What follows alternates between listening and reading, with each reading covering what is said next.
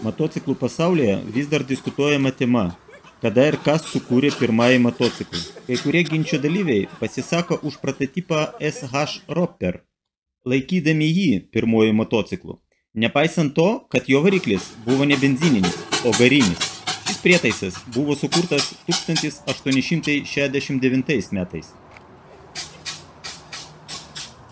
Kita pusė diskutuojančių yra įsitikinę, kad tikrąja motociklų gimimo data turi būti laikoma 1885 metais, rugpjūčio 29 dieną.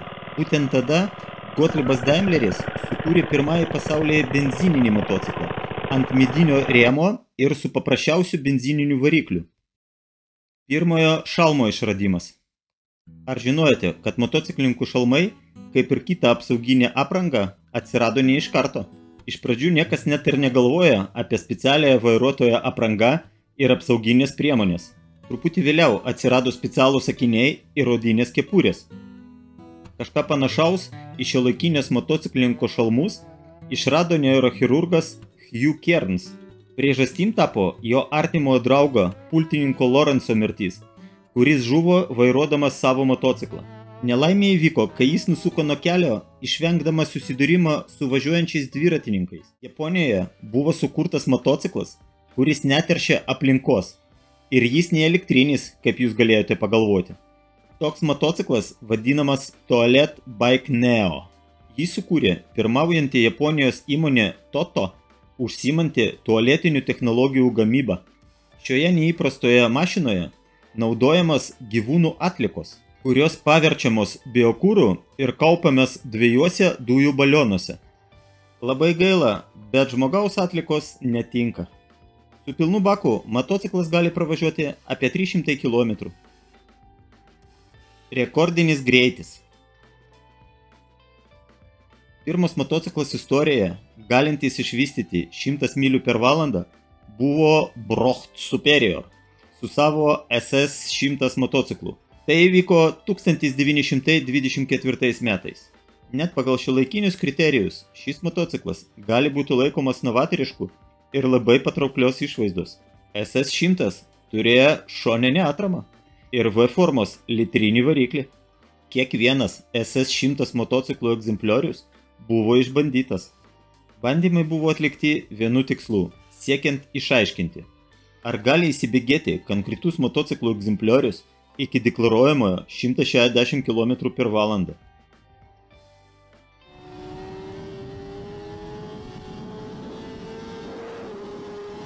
Ar žinote, kodėl serijiniai motociklai nevažiuoja greičiau negu 299 km per valandą? 2000 metų pradžioje tarp pirmaujančių motociklų gamintojų buvo pasiektas susitarimas užbaigti maksimalaus greičio lenktynės, kuriuose nuolat vyko kova dėl greičiausio motociklo pasaulyje ir buvo susitarta apriboti serijinius motociklus maksimalaus 300 km per valandą greičiu.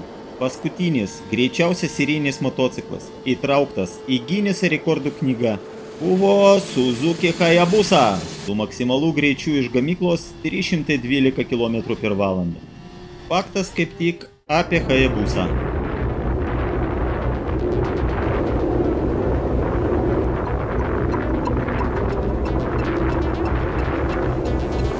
Japonų kalba Hayabusa reiškia sakalas.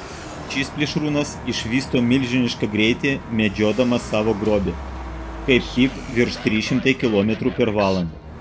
Suzuki norėjo pabrėžti, kad jų motociklas buvo greitesnis už Honda Blackbird, kuris taip pat galėjo įsibėgėti apie 300 km per valandą greičiu, o Blackbird iš anglų kalbos reiškia jodvarnis. Kaip mes visi gerai žinome, sakalai medžioja jodvarnius. Galingiausias motociklas. Galingiausias motociklas, kurių yra pagamintas daugiau nei vienas egzempliorius, yra Dodge Tomahawk. Jo kūrėjai tikina, kad jis gali pasiekti 676 km per valandą greitį.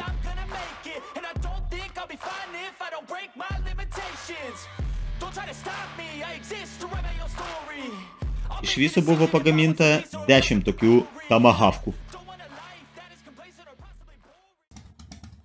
Garso patentas.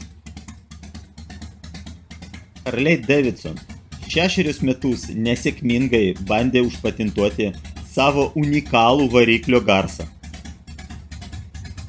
Per vieną iš ginčių teisme Yamaha atstovas išreiškė pasipiktinimą tarp garso, kuris skleidžia jų variklis, ir garso, kuris skleidžia mūsų variklis. Nėra pastebimo skirtumo. Viskas skamba taip pat. Abiem atvejais stūmokliai kyla aukštyn ir žemyn. Japonijos ketvertukas. Nei viena įmonė iš Japonijos didžiojo ketverto Yamaha, Suzuki, Honda ir Kawasaki motociklai nėra pagrindinė veikla. Populiariausi motociklų gamintojai gamina kur kas daugiau negu tik motociklus. Pavyzdžiui, Kawasaki taip pat gamina kosminės raketas, traukinius, laivus, reaktyvinius variklius, sraigtasparnius, vandens motociklus, traktorius ir elektroniką. Yamaha gamina muzikos instrumentus, pramoninius robotus, elektroniką, valtis, golfo vežimėlius ir kemperius. Suzuki taip pat gamina neįgaliųjų vežimėlius, automobilius, laivų variklius.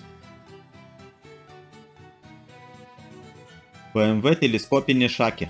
Verta paminėti, kad būtent BMW tapo pirmojų gamintojų pasaulyje užpatentavusi teleskopinę šakę. Ši technologija pasirodė R12 serijos motocikluose dar 1932 metais. Labai įdomu, kad BMW nusprendė nenaudoti šios technologijos savo sunkiųjų motociklų srity. Honda Goldwing. Nuo 2006 metų Honda GL 1800 Goldwing yra pirmasis serijinis motociklas turintis oro pagalvę. O nuo 2018 metų Honda Goldwing yra pirmasis ir vienintelis serijinis motociklas, kuris gali būti komplektuojamas su 7 bėgių automatiniu pavarų dėžė. Šiam kartu viskas. Nepamirškit užsiprenumeruoti kanalo.